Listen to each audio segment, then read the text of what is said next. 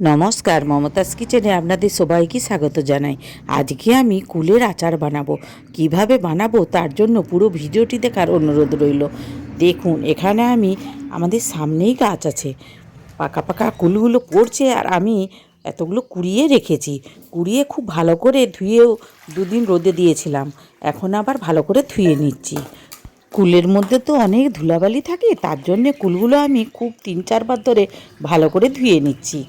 এখন আমার খুব ভালো করে ধোয়া হয়ে গেছে। একটি পেটার মধ্যে রেখে দিচ্ছি, জলটি ঝরিয়ে নেব। দেখুন, এখন আমি কুলোতে দিয়ে দিচ্ছি। কুলোর মধ্যে ভালো করে মিলে নেব। মিলে লবণ আর হলুদ মাখিয়ে 1 ঘন্টা রোদে দিয়ে দেব, জলটি যেন শুকিয়ে যায়। তারপরে আমি আচার বানাবো।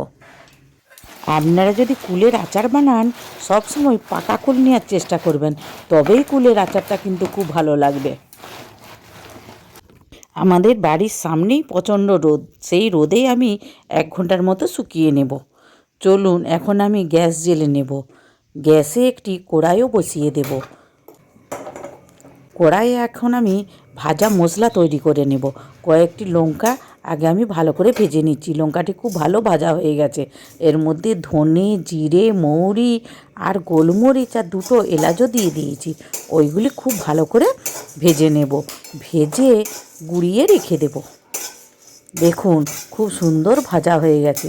এখন আমি শিলে গুঁড়িয়ে নেব।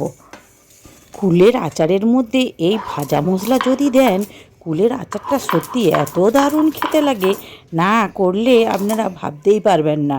একবার হলেও আমি যেভাবে বানাচ্ছি, আপনারা একবার হলেও কুলের আচার বানাবেন। আর এখন তো প্রচুর বাজারে কুলও পাওয়া যাচ্ছে। এখন আমার ভাজা মশলাগুলি গুঁড়ানো হয়ে গেছে। কি বলুন তো, এই ভাজা মশলাগুলো খুব মিহি করব না, এইভাবেই গুঁড়াতে হবে, তবেই খেতে ভালো লাগবে। এখন আমি কড়াইয়ে বসিয়ে দিয়েছি। কড়াইয়ের মধ্যে তেল দিয়ে দিচ্ছি। তেলের মধ্যে তেজপাতা, গোটা লঙ্কা আর 5 ফোড়ন দিয়ে দেব। কয়েক সেকেন্ড নাড়াচাড়া করে কুলগুলি এখন শুকিয়েও গেছে, কুলগুলি দিয়ে দেব। কুলগুলি দিয়ে ভালো করে নেড়ে নেব।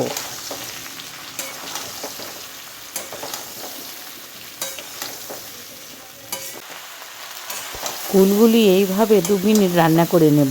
দেখুন, কুলগুলি খুব সুন্দর করে ভাজা হয়ে গেছে। এখন এই কুলের মধ্যে গুড় দিয়ে দেব। কুলের আচার বানাতে আমি কি বলুন তো, একটুও জল ব্যবহার করব না, এই গুড় দিয়ে দিব। গুড় দিয়েই কিন্তু কুলগুলো খুব ভালো সেদ্ধ হয়ে যাবে, আর অনেক দিন থাকবেও এইভাবে আচারটা বানালে। কি বলুন তো, আমাদের সামনেই কুলের গাছ, আর প্রত্যেক বছরই আমি একটু আলাদা আলাদা রকমের কুলের আচার বানাই। তাই ভাবি আপনাদের সাথেও শেয়ার করি। আমি যেইভাবে আচার বানাচ্ছি সেইভাবে যদি আচার বানান, কুলটি ঘাঁটাও যাবে না, গোটা গোটা থাকবে, আর কুলের আচারটা খেতে কিন্তু খুব সুন্দর হবে। দেখুন, খুব সুন্দর আমার কুলের আচারটা করা হয়ে গেছে। এখন আমি 5 মিনিট কম আঁচে ঢাকা দিয়ে রেখে দেব। দেখুন কত সুন্দর হয়েছে। দেখুন, আচারটা অনেকটাই হয়ে এসছে। এখন ভাজা মশলাটি এর মধ্যে দিয়ে দেব। ভাজা মশলা দিয়ে নাড়াচাড়া করে দিলেই কিন্তু কুলের আচার রেডি।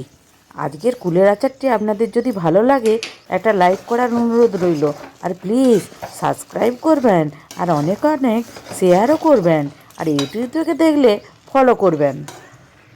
কুলের আচারটা দেখতে দেখুন কত সুন্দর হয়েছে, আর দেখতে এত সুন্দর হয়েছে মানে বুঝতেই পারছেন খেতে কত সুন্দর হবে। কুলের আচারটি এখন আমি একটি পাত্রে ঢেলে নেব। এই পাত্রে ঢেলে আমি 2 দিন কিন্তু রোদে দিয়ে রাখবো। 2 দিন রোদে দিয়ে রাখলে না, কুলের আচারটা মানে অনেক দিন থাকবে, 2-3 মাস ধরে খাওয়া যাবে। আর দেখুন, একটা আমি কুলের আচার খেলাম, সত্যি খেতে অসাধারণ হয়েছে। ভিডিওটি শেষ পর্যন্ত দেখার জন্য ধন্যবাদ। আবার দেখা হবে নতুন কিছু রেসিপির ভিডিও নিয়ে। আপনারা ভালো থাকবেন। ধন্যবাদ।